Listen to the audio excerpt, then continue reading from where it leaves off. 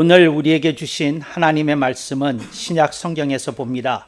신약 성경 62쪽 마가복음서 6장 30절로 32절 말씀을 장성 목사가 풀어서 번역한 연역본으로 봉독합니다. 사도들이 예수님께 모여 자기들의 행한 것과 가르친 것을 낱낱이 모두 고하니 이르시되 너희는 따로 한적한 곳에 와서 잠깐 쉬어라 하시니 이는 오고 가는 사람이 많아 심지어 음식 밥 먹을 겨를도 없습니다. 이에 배를 타고 따로 한적한 곳에 갈새. 아멘. 오늘 우리는 성령님 아래 성경 위에 하나님의 말씀을 듣기를 원합니다. 오늘 여러분들이 주목하실 설교 제목은 피정을 하고 여름을 보내야 합니다 입니다. 여러분들이 오늘 말씀을 들을 때에 우리들이 주목해야 되는 단어는 당연히 피정입니다. 그런데 여러분들이 피정을 정확히 이해하려고 하면 피정의 동네 말을 알아야 되겠습니다. 동네 말이라는 말을 한자어로는 주변 어휘라고 얘기를 합니다. 그래서 피정을 먼저 말씀드리기 전에 주변에 있는 2대 개념을 먼저 말씀을 드리고 그 다음에 피정에 대해서 설명드리고 말씀을 나누도록 하겠습니다. 첫 번째는 여름 휴가라고 하는 말입니다. 네, 여름 휴가는 선진국인 북반구 서구에서부터 이렇게 시작이 된 것입니다. 북반구에 있는 선진국들이 그쪽에 여름이 상당히 길고 무덥다 보니까 여름 휴가라고 하는 시스템 자체가 이렇게 하나의 문화로서 정착이 되게 되었습니다. 특별히 그 중에서도 프랑스의 여름 휴가철은 굉장히 유명합니다. 여름 휴가철에 거의 한 달 내내 이렇게 휴가를 즐기는 것으로 유명합니다. 여름 휴가에 대해서 우리들이 또한 생각이 드는 것은 이것이 전 세계적인 현상으로 이렇게 유행되게 되었다는 겁니다. 그래서 여름 휴가가 있으므로 사람들은 한 해에 전반기에 누적이 되었던 피로를 이렇게 좀 푸는 그리고 재충전의 시간을 갖는 계기로 이것이 활용이 되어서 회사로서도 혹은 직장에서도 이것이 갖는 효과 때문에 여름 휴가를 보내는 것이 또 이런 시스템을 갖는 것이 회사로서도 전반적으로 유익이 크다 하는 것이 공인이 된 것이 이게 사회적인 약속이었던 것 같습니다. 그래서 여러분들이 여름 휴가라고 하는 말을 할 때에 우리들이 어떤 휴식의 시간을 생각을 하고 충전의 시간을 생각을 하고 그 다음에 우리들이 이와 아울러서 전개되는 여행이나 관광에 대한 생각을 하게 됩니다. 그래서 여러분 만약에 여름 휴가철이라고 하는 시스템 자체가 없었다면 전 세계적으로 관광이나 여행이 활성화되기에 많은 어려움이 있었을 것입니다. 근데 이 여름 휴가 제도라고 하는 것이 있어서 여행업계나 관광업계에 기반을 이렇게 쌓는데 이것이 지대한 공로를 했다 이렇게 여겨집니다. 그래서 이제 여름 휴가라고 하는 것은 우리가 사회적으로 이렇게 형성된 제도가 되었는데 이것이 사람들에게 휴식을 주고 재충전의 기회로 이렇게 활용이 되고 있다. 이건 여러분들이 잘 아시리라고 믿습니다.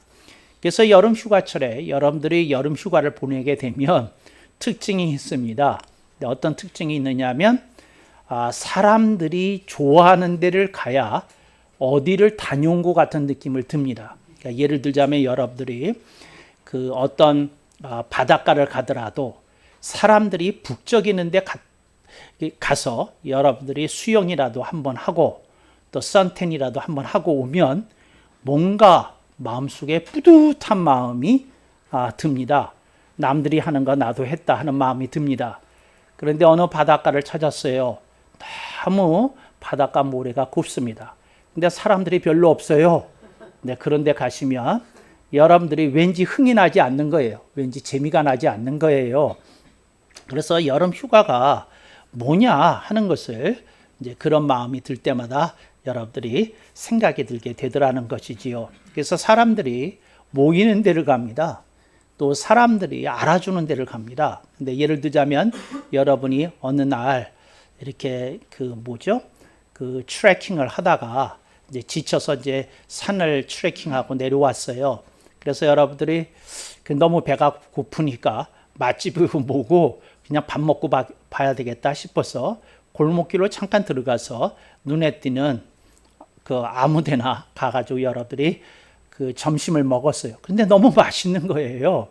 근데 이 집이 왜 맛집이 아니지 하는 생각이 들 정도였지만, 여러분들이 친구들이 뭐 다른 데 가서 놀면서 보낸 사진을 보니까 맛집이라는 데를 다 갔어요. 근데 나 혼자만 맛집에 다녀오지 않았다는 사실을 확인하게 되면서 그 점심을 먹은 데가 굉장히 맛있었음에도 불구하고 왠지 모르게 만족감이 줄어드는 느낌을 이렇게 받게 됩니다. 이게 사람이에요. 그래서 여러분들이 여름 휴가가 뭐가 되었느냐 하면 다른 사람들에게, 이웃들에게 보여주는 행사라는 측면이 생겼다. 네, 그거 여러분들이 기억하시면 좋겠다 하는 생각이 듭니다. 그 다음에 두 번째로 퇴수라는 개념이 있습니다. 이 퇴수라고 하는 말은 뭐냐면 물러날 퇴, 그 다음에 닦을 수, 이렇게 퇴수라고 하는 건데, 이건 주로 대학원에서 이 용어를 흔히 사용하게 됩니다. 그러니까 대학원에서 석사 과정을 마치거나 박사 과정을 마친 사람들이 이제 그 과정을 수료하기 이전에 교수님을 모시고 그 대학원이 어떤 행사를 갔습니다. 근데 이게 교내에서 갔던 그 교외에서 갔던 어떤 교수님의 강의도 듣고, 그렇지만 낮 시간에는 주로 노는 프로그램으로 관광으로 짜여졌다가 저녁에 그 한두 시간 이제 교수님의 이렇게 말씀을 들으면서, 또 그리고 그 행사의 하이라이트는 그 은사가 되신 그 교수님들에게 선물을 드리고 뭐 기념 사진을 찍고 하면서 끝나게 되는 걸 퇴수회라고 합니다. 그런데 이 퇴수라고 하는 말이 본래 뜻은 이런 겁니다. 현직에서 물러나 퇴, 뭔가 공부한다 수입니다. 그러니까 예를 들자면 어떤 젊은이가 있어요. 젊은이가 그 정규직이긴 했는데 그 직장이 중소기업이어서 본인의 성에 좀 안 차는 것도 있고, 본인이 뜻한 바가 있어서 그 돈이 어느 정도 모이니까 회사를 다닌 지 2년 만에 이제 그 퇴사를 하고, 이 사람이 그 부동산 중개사의 뜻을 두고 그런 과정에 등록을 하고 공부를 하기 시작합니다. 요즘 뭐에 이제 같은 회사에 다니던 친구가 전화했습니다. 나 퇴수 중이야. 이게 무슨 말입니까? 현직에서 물러나 뭔가 공부하고 있다 하는 걸 퇴수라고 하는 말을 쓴다는 거 여러분들이 기억하시기 바랍니다. 어떤 분이 정년 퇴직하게 되었어요. 그래서 이분이 뭔가 그 사업을 하기 위해서 여기저기 이렇게 기웃거리면서 돌아다니면서, 그러니까 투자 설명회도 다니고 뭐 그 닭 튀기는 것도 배워보고 그러면서 하여튼 여러 가지 것들을 이렇게 이제 좀 공부하고 있습니다. 뭐가 내 적성에 맞을까? 또 뭐를 내가 또 잘 감당할 수 있을까? 여러 가지를 알아보고 있습니다. 이분 뭐 하고 있나요? 퇴수 중입니다. 그러니까 어떤 사람이 그 현직에 있다가 물러났습니다. 꼭 정년이 아니더라도, 근데 뭔가 공부해야 되겠다, 뭔가 준비해야 되겠다 하고 있으면 이 사람은 뭐 하고 있는 중입니까? 퇴수 중인 겁니다. 근데 저는 대한민국의 젊은이들에 대해서 우려하는 바가 이겁니다. 그게 뭐냐면 그 자기가 원하는 직장이 나타나지 않았을 수 있어요. 또 수없이 도전을 했는데 다 낙방을 했을 수도 있어요. 뭐 하여튼 여러 가지 상황이 있어서 현재 취직하지 못하고 있었어요. 그런데 그런 젊은이가 뭔가 자신의 인생의 새로운 방향의 물꼬를 트기 위해서 어떤 뜻을 두고, 이건 내가 구체적으로 조금 시간을 들이고 공을 들여서 물질도 들이고 그래서 내가 조금 공부를 좀 구체적으로 해봐야 되겠다. 그러니까 달려드는 것이 있어서 공부하고 있으면 이 젊은이 미래에 괜찮습니다. 왜냐하면 그 젊은이는 지금 퇴수 중이기 때문에 그렇습니다. 그래서 여러분, 어떤 이가 일을 하고 있느냐 안 하고 있느냐가 중요한 게 아닙니다. 그 사람이 퇴수를 하고 있느냐 안 하고 있느냐가 이제 중요한 겁니다.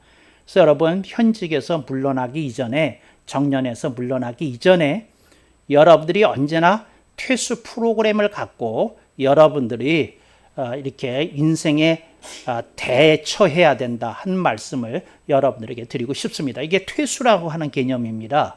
그러니까 퇴수는 뭐과 관련이 있다고요? 현직에서 물러난 것과 또 뭐라고요? 뭔가 공부하는 거. 이게 퇴수라고 하는 거 기억하실 수 있기를 바랍니다. 어떤 여성이 있는데 남편이 바람을 피웠어요. 그래가지고 너무 상처가 돼가지고 그 전에 또 쌓였던 응어리도 있고 해서 이혼을 했어요. 이혼을 했는데 친구들이 위로한다고 좋은 일식집에서 이렇게 그 저녁을 대접해 주는 거예요. 그 사람당 한 7만 원짜리 되는 코스에 이렇게 오면서 음식을 먹으면서, 그리고 또 그렇게 음식을 먹는 게 이제 좋은 건 조금 길게 그 같은 자리에서 이렇게 이야기를 할 수 있잖아요. 친구가 묻습니다. 너 이혼은 한 건 우리가 다 알겠고, 너 요즘 뭐 하고 있냐? 네, 이때 이 주부의 입에서 이 말이 나오면 괜찮습니다. 나 퇴수 중이야. 뭐라고요? 결혼 생활에서 물러나서 내 새로운 인생을 살기 위해서 난 뭔가 준비하고 있는 중이야. 그럼 괜찮습니다. 이게 퇴수입니다. 저는 그 사람이 직장을 지금 갖고 있느냐 안 갖고 있느냐를 먼저 보지 않습니다. 저는 뭘 보느냐 하면 이 사람이 퇴수하고 있는 사람이라면 젊은이입니다. 근데 이 사람이 나이에 상관없이 나이가 아무리 젊어도 현직에서 지금 뭐 하고 있는 게 없는데 공부하는 게 없으면 이 사람은 늙은이라고 불러야 마땅합니다. 그러니까 여러분들이 우리 교회에서 젊은이 대접을 받으려면 여러분들은 뭔가 퇴수에 대한 준비를 하셔야 되고 퇴수를 해야 된다. 이걸 여러분들이 이렇게 잘 하실 수 있기를 바랍니다. 그러니까 여러분들의 삶 속에 이런 게 이제 퇴수다 하는 거 이렇게 기억하시기 바랍니다. 옛날에 고시 공부를 할 때에는 책짐을 싸가지고요. 책이 한 고시 공부한다 그러면 한 이 정도 쌓입니다. 그걸 이제 이렇게 딱 그 보자기에 싸가지고 절에 들어가서 방을 하나 빌려서 6개월 혹은 1년 이렇게 이제 좀 그 약속을 받고 공부하러 절에 들어가는 그 젊은이들이 있었어요. 그게 그 사람들이 뭐 하고 있는 중입니까? 퇴수하고 있는 겁니다. 그러니까 도시로부터 환경으로부터 물러나서 그렇게 하고 있다. 그래서 저는 여러분에게 여름 휴가에 대해서 한 말씀 드리면 조금 그 사람들에게 보이기 위한 여름 휴가에서 그 의식에서는 좀 벗어나시라. 그래서 여러분들이 조금 다른 의미의 여름 휴가를 보내실 수 있기를 바랍니다. 그러면 누가 저에게 묻을 것 같아요. 목사님, 여름 휴가에 대해서 목사님은 뭐를 가장 중요시 여기십니까? 뭘 중요시 여기냐면 충전을 가장 중요시 여깁니다. 그러니까 뭐냐면 한 6, 7개월 동안 일하는 동안 쌓였던 그 피로가, 그래서 본인에게 방전을 일으켰는데 본인이 이제 그 여름 휴가를 잘 사용해서 충전되어서 오느냐, 그러지 않으면 그냥 남들이 하는 거 다 하려고 하다가 피로가 더블이 되어서 돌아오시느냐, 이제 속칭 떡이 되어서 돌아오시느냐, 이제 그런 건 하지 말라고 저는 여러분에게 권면하고 또 당부드리는 바입니다. 그래서 이제 여름 휴가에 대해서 가장 중요한 개념은 그 휴식도 있지만 충전이다. 뭔가 채워져 가지고 와야 된다. 요거를 여러분들에게 말씀을 드리는 겁니다. 그 다음에 퇴수를 하는 사람은 젊은이이다. 퇴수를 안 하는 사람은 나이에 상관없이 늙은이다. 새누리교회에서 늙은이는 환영받지 못한다. 여러분들이 그 젊은이로 사셔야 된다. 이거 꼭 기억하시고, 제가 자칭 39세라는 거 여러분들이 꼭 기억하시기 바랍니다. 그래서 저는 나이가 40이 넘은 사람에 대한 두려움이 있어요. 근데 제가 왜 그 두려움이 생겼느냐 하면 제가 목회를 하면서 보니까 나이가 일단 딱 40에 턱걸이를 하면 그때서부터 그 사람에게서 사라지는 현상이 있는데 유연성이 사라지더라고요. 유연성이 사라지더라고요. 저는 제가 여러 사람을 보면서 그런 생각을 해요. 아, 나는 영원토록 39살에 머물러야겠다. 그 유연성. 그러니까 뭐냐면 이렇게 필요한 충고를 받으면 변할 줄도 알고, 어떤 걸 보면 내가 분발할 줄도 알고, 이렇게 내가 또 좀 공부하려고도 하고, 이제 이런 유연성이 좀 갖춰져야 되겠다. 이렇게 생각하면서 여태까지 살아오고 있습니다.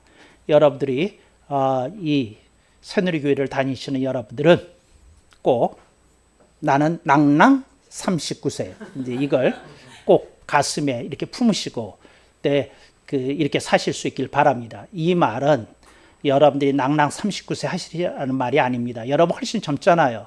그럼 낭낭 19세, 그러니까 나이가 뭐 39일지라도 여러분들은 19세를 하든지, 뭐 목사가 39이니까 좀 저보다 젊어야 되니까 낭낭 29세 하시든지, 둘 중에 하나 골라 잡으시고 여러분들이 하여튼 그렇게 사실 수 있길 바랍니다. 그래서 여러분들이 퇴수의 개념 배우셨습니다. 그 다음에 이제 피정입니다. 이 피정은 예수님께서 사랑하신 개념입니다. 그래서 제가 예수님께 생활의 면모에 대해서 이렇게 배우게 되는데, 오늘 본문을 보십시다. 30절. 사도들이 예수님께 모여 자기들의 행한 것과 가르친 것을 낱낱이 모두 아뢰니, 예수님께 와서 이제 보고를 드린 거예요. 그러니까 예수님이 12사도들을 각 고을로 이렇게 파송을, 이렇게 무리를 지어서 이렇게 보내시거든요. 예수님이 보내시는 방법이 두 사람씩 짝을 지어서 이렇게 보내시면서 이런 일을 하라고 이렇게 하십니다. 그래서 그 제자들이 예수님이 보내신 기간이 이틀이었으면 이틀 후에 3일째 되는 날 와서 이제 이렇게 보고를 하는 거고, 예수님이 보내신 기간이 3일이면 사흘째 되는 날 이제 와서 이렇게 이제 보고를 드리게 되는 겁니다. 근데 그렇게 보고를 드리는데, 이게 재미있는 건 예수님께서 뭐라고 그 제자들에게 말하느냐면, 너희는 따로 한적한 곳에 와서 잠깐 쉬어라, 이렇게 말씀합니다. 요 말이 재밌어요. 너희는 따로 한적한 곳에 와서 잠깐 쉬어라. 따로라는 말입니다. 따로라고 하는 말은 무슨 뜻인고 하니, 사람이 없는 곳이라는 뜻입니다. 사람을 신경 쓰지 않아도 되는 곳이라는 뜻입니다. 그 따로, 이거를 그 피정의 피자를 씁니다. 그게 뭐냐면 사람을 피한다, 그런 뜻입니다. 일을 피한다, 그런 뜻입니다. 피입니다. 그 다음에 한적한 곳, 한적한 곳이니까 주로 물가나 숲 같은 데가 되겠지요. 그러니까 그 한적한 곳에, 그러니까 도시가 아닌데, 너무 마을에 사람들이 주층에 있는데 아닌데, 이제 한적한 곳에 가라는 겁니다. 그래서 여러분들이 예수님께서 따로 한적한 곳 가라는 걸, 따로는 피고, 피할 피자, 한적한 곳은 고요할 정자. 그래서 이게 피정의 뜻입니다. 그러니까 사람들을 피해서 고요한 곳에 가는 것이 이제 이게 피정의 뜻입니다. 그런데 이 피정인데, 그러니까 예수님의 취미생활 가운데 하나가 뭐냐면 피정이셨습니다. 그래서 저는 여러분에게 피정하라고 지금 얘기를 하고 있는 중입니다. 그러면 여러분들이 이제 여름 휴가 때 뭐 하시는지는 다 알았으니까 피정이 뭔지를 말씀을 드리려는 겁니다. 피정은 뭐냐면 조용히, 그러니까 여러분이 결혼 생활을 하고 있는 분이라면 아내하고도 좀 떨어져 있는 겁니다. 그게 반나절일 수도 있고 하루일 수도 있습니다. 좀 떨어져 있는 겁니다. 그리고 뭘 하는고 하니, 내가 내 인생에 대해서 들여다보는 시간을 갖는 겁니다. 이게 피정입니다. 내 인생에 대해서 조금 들여다보는 시간을 갖는 겁니다. 이게 피정입니다. 그러니까 뭐냐면 여름 휴가는 노는 겁니다. 휴식을 취하는 겁니다. 다른 사람들이 하는 거 하는 겁니다. 이게 여름 휴가입니다. 피정은 달라요. 뭐냐면 아무것도 안 하는 겁니다. 그러니까 어떤 다른 사람들이 하는 것도 안 하고 일도 안 하고 다른 거 안 하는 겁니다. 그러니까 한마디로 말하면 나를 즐겁게 하는 게임도 안 하는 겁니다. 안 하는 거예요. 나를 즐겁게 하는 맛있는 음식 먹으러도 안 다니는 겁니다. 나를 이렇게 조금 뭔가 안정되게 만드는 카페도 안 가는 겁니다. 그런 거 안 하는 겁니다. 피정은. 피정은 단순히 뭐 하는 거냐면 조용하게 사람 없는 데 가서 내 인생을 들여다보는 겁니다. 이제 예를 들자면 피정이, 그래서 피정인데 피정의 1단계, 2단계, 3단계를 제가 여러분에게 말씀을 드리겠습니다. 저는 오래전에 1단계는 지났습니다. 1단계가 뭐냐면 나를 신경 쓰게 하는 거를 종이에다가 전부 다 적어보는 겁니다. 나를 신경 쓰게 하는 모든 걸 다 적어보는 겁니다. 몇 가지가 되는지 머릿속에 생각이 안 날 때까지 다 써보는 겁니다. 그러니까 여러분들이 휴대폰에 써볼 수도 있고 노트에다 쓸 수도 있는데 한번 써보세요. 몇 가지나 여러분들이 뭐가 끊임없이 생각이 나는지 그거 다 써보세요. 그러니까 예를 들자면 여러분들이 쓰는 거 가운데 쓰다 보면 이런 것도 나옵니다. 그 TV 볼 때마다 그저 커피 머신 그 광고 나오던데 우리 집에도 커피 머신 하나 있으면 좋을 것도 같고, 그런데 이게 내가 마음에 드는 건 가격이 말이야 비싸서 조금 그렇고, 그 다음에 그거를 하려고 그러면 그 다음에 원료를 그 회사에서 공급받아야 되는데 그것도 가격이 만만치 않은 것 같고, 그래서 1번 커피 머신 살까 말까 돈이 문제로다 이렇게 밑에 쓰는 거고, 그 다음에 이거 사면 몇 개월 할까, 이것도 신경 쓰이는구나. 그 다음에 내가 돈 주고 샀는데 더 맛있는 커피 머신이 있으면 어쩌지, 이건 우리 회사 홍부장한테 물어보면 알 것도 같고, 이런 거 쓰는 겁니다. 이게 이런 식으로 이렇게 쓰는 겁니다. 두 번째, 내가 요즘 우리 여자친구하고 얘기를 하는데 얘가 자꾸 어떤 말을 하는데 자꾸 짜증이 날 때가 있는데 그 짜증이 나는 모습이 뭐였을까? 얘가 자기가 내가 A라고 얘기하는데 오빠 그거는 답이 아닌 것 같아, 내 생각은 이렇게, 그러고 그 따순이처럼 나한테 딴지를 걸더라. 신경 쓰이네. 이런 거 쓰는 겁니다. 이렇게 쓰는 겁니다. 그 다음에 또 신경이 쓰이는 게 뭐냐면 내가 작년에 사용했던 그 수영복을 가지고 왔는데 이거 그 비치에 나갔을 때 이게 패션에 어긋나면 어떡하지? 왠지 그것도 신경 쓰임. 하여튼 신경 씀. 이렇게 얘기도 하고.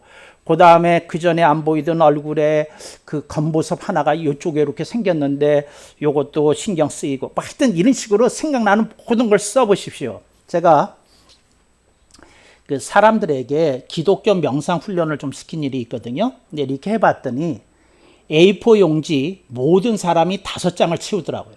신경 쓰는 것 써보라고 그랬더니 이렇게 방법을 가르쳐주고 생각나는 걸 써보라고 그랬더니 한 1시간 정도의 A4 용지 5장을 사람들이, 그러니까 한 명, 그러니까 5페이지를 채우더라고요. 그래서 제가 알았어요. 사람들이 이렇게 신경 쓰는 게 많구나.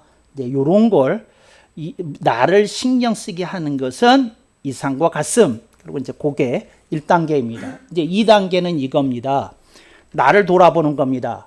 오늘 내 나이가 몇이지? 56. 오늘 내 나이가 무엇이지? 낭낭 17세.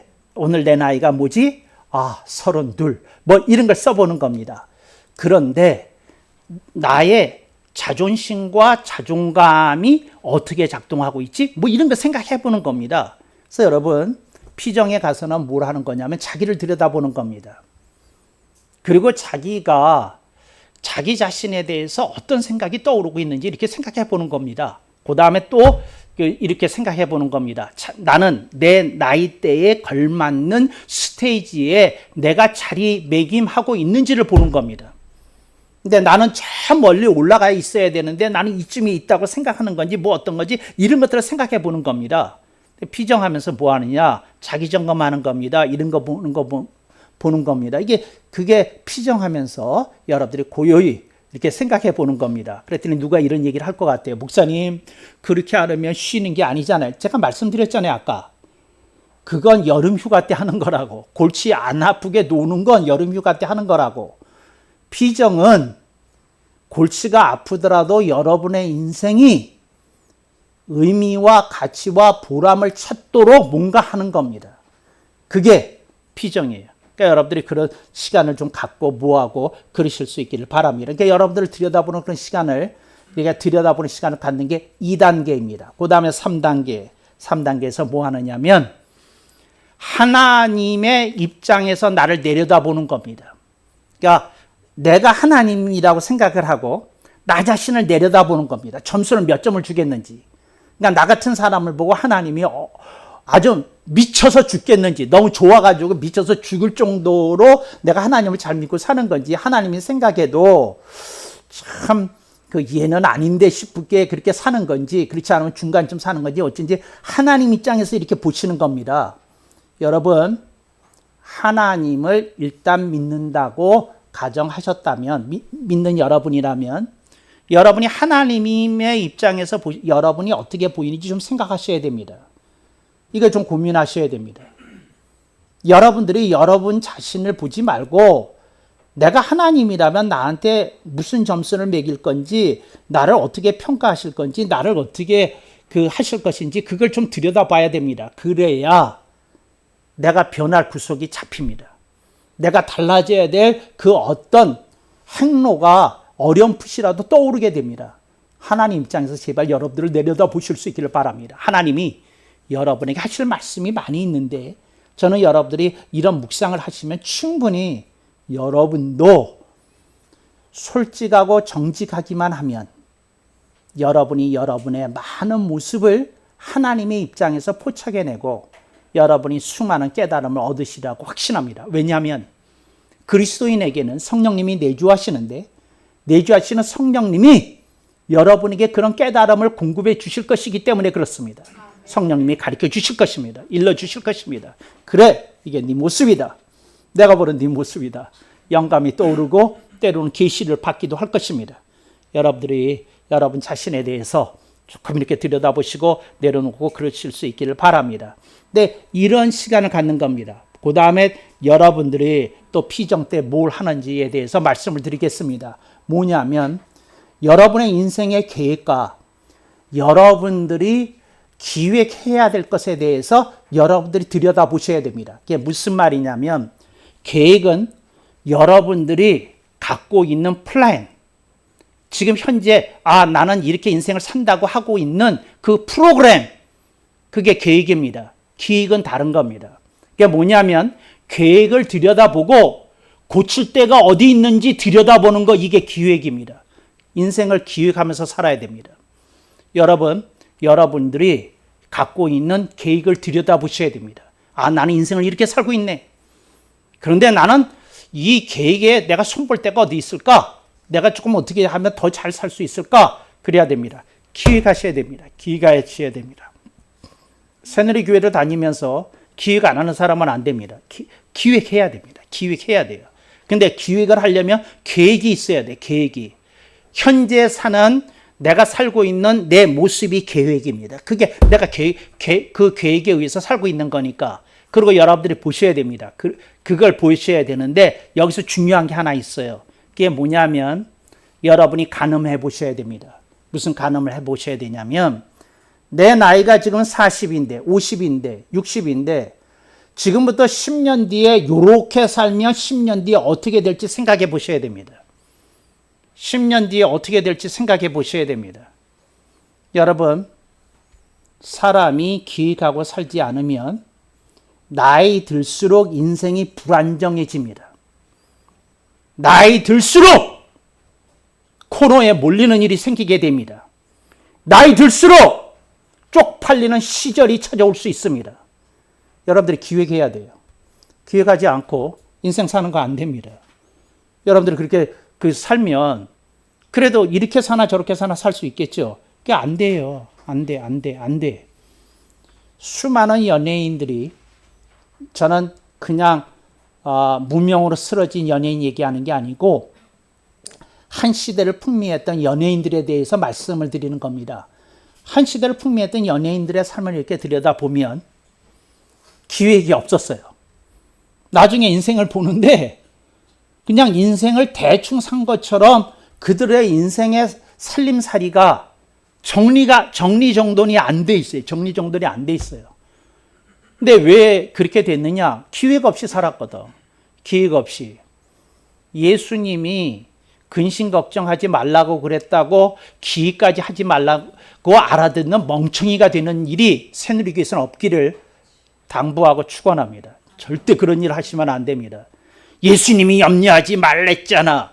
염려하지 말랬지 이제 기획하지 말라고 그랬어요? 그런 말이 안 되는 얘기를 하지 마세요. 여러분들이 기획하실 수 있기를 바랍니다. 기획해야 돼요. 그러니까 여러분들이 다듬어야 돼요. 모여야 돼요. 그러니까 여러분들이 꼭 그렇게 하실 수 있기를 바랍니다. 그래서 제가 여러분에게 말씀을 자주 드리는 비유를 또 한 번 드리겠어요. 이건 제가 가장 잘 쓰는 비유 중에 하나입니다. 인생에 대한 계획과 기획이 없이 인생을 사는 사람은 어떤 인생이 되느냐? 어떤 인생을 짓느냐? 어떤 인생이 되는고 하니 집장사 집이 돼요. 집장사 집이 돼요. 여러분, 건축가가 지은 집하고 집장사 집하고 달라. 집장사 집하고 달라요. 건축가가 지은 집하고 달라요. 제가 한국에 와서 어렵게 살았잖아요. 한국에 왔을 때 제가 정말 아무 가진 것 없이 정말 비행기 표만 끊어가지고 한국에 왔거든요. 맨땅에 해당하면서 살았어요. 잘 살았는데. 근데 제 성격에 어떤 고통이 있었는지 알려줄게요. 알아줬는데 뭐냐면 처음에 한국에 와서 그 집을 얻게 된 집이 있어요. 그 태권 도장 위에 있는 그 방 두 칸의 집이었는데 이렇게 갔는데 내가 어떤 고통이 있었느냐면 집에 딱 들어서는데 수평이 안 맞는 거야. 그러니까 발이 이렇게 땅을 딱 딛고 서 있는데 이 발이 말씀하시는 거야. 주인님, 수평이 안 맞습니다. 그래서 내가 여기는 들어가는 입구니까 그러겠지. 그러고는 내가 방에 올라가서 딱 발을 디뎠는데 주인이 수평이 안 맞습니다. 그래서 내가 손바닥을 대고 이렇게 비벼봤다니까.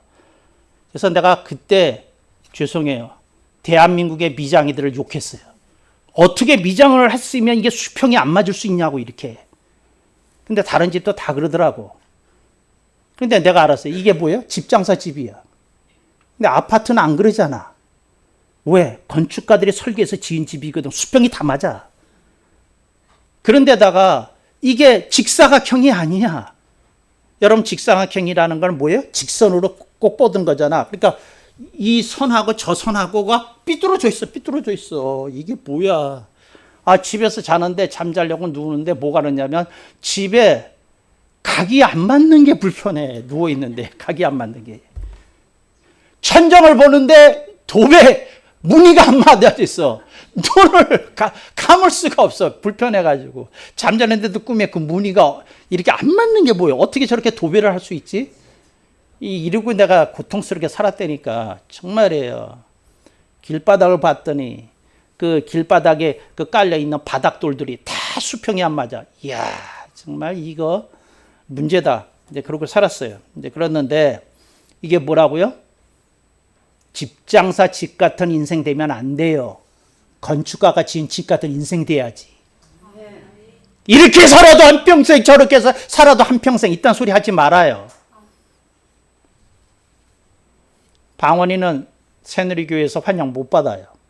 그렇게 살면 안 돼. 여러분들은 각이지게 살아야 돼. 정확하고 명확하게 살아야 돼. 이쁘게 살아야 돼. 귀하게 살아야 돼. 아멘 안 하시잖아. 그냥 대충 사는 게 그냥 너무 적응이 되셔가지고. 여러분 그 따위로 살면 안 돼. 어떻게 인생을 그렇게 살 수 있겠어? 당신이 얼마나 귀한 존재인데. 그건 말이 안 되잖아. 여러분들이 그렇게 사람이 달라지게 살고 그래야지. 아니야. 그렇게 살면 안 돼요. 근데 그게 뭐라고요?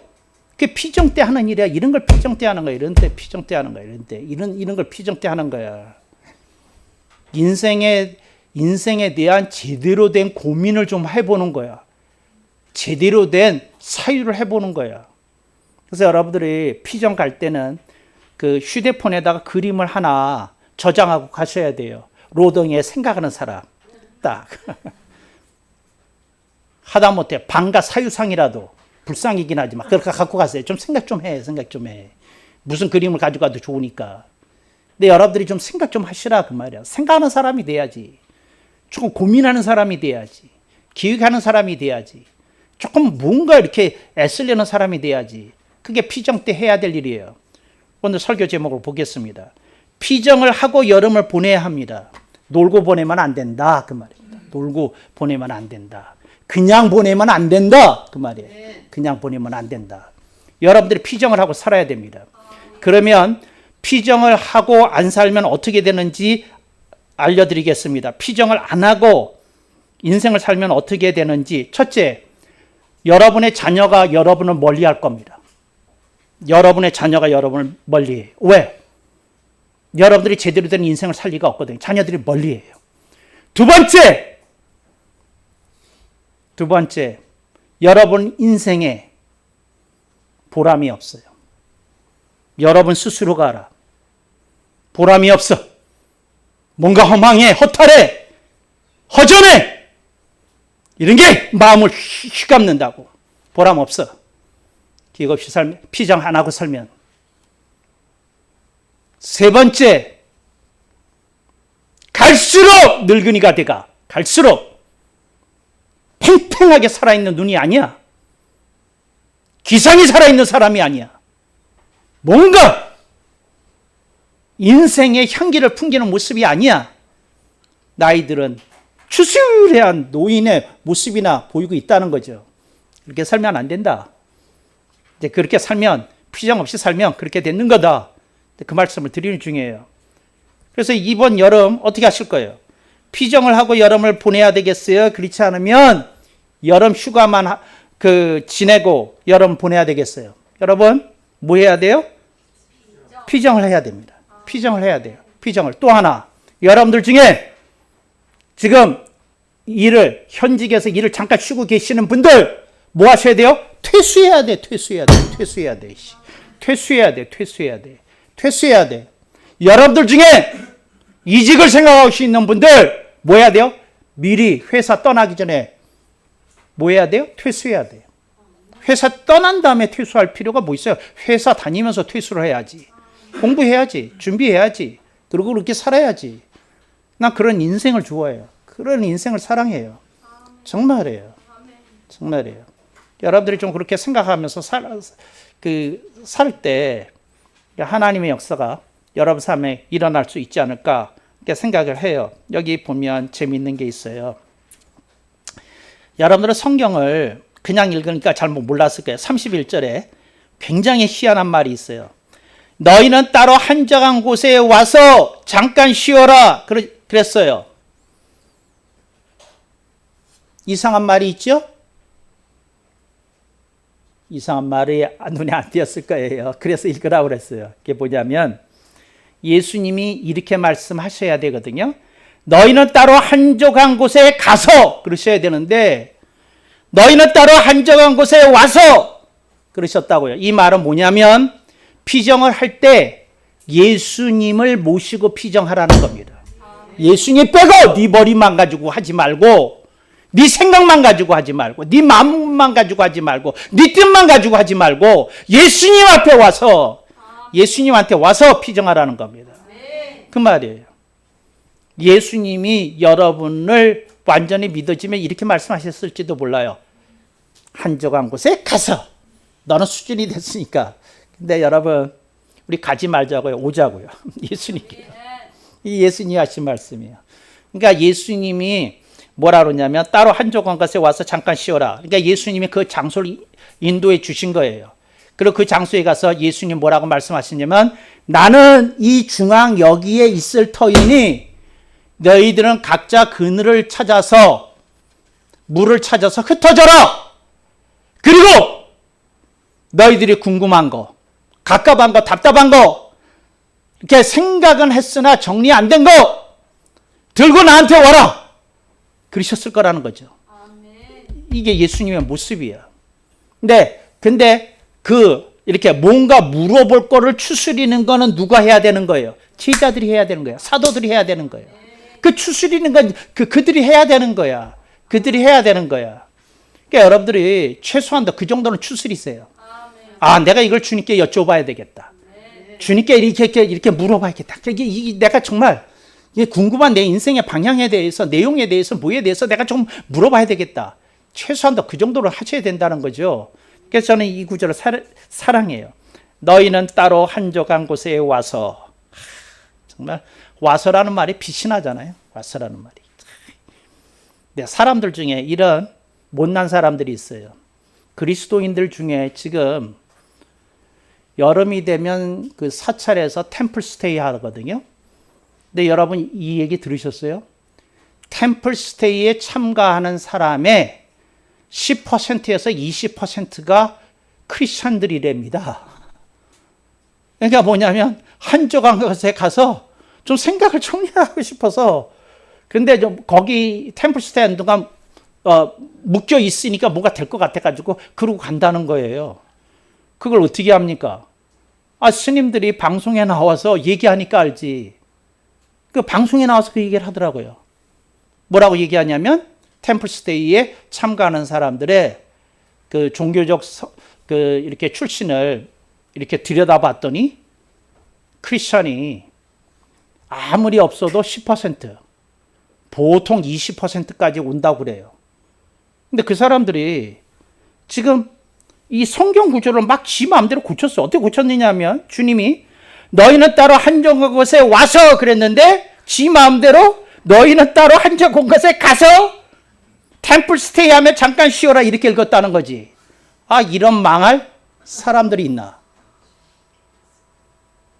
전 갈 데 없으면 새누리교회라도 와야지. 이게 뭔 소리야?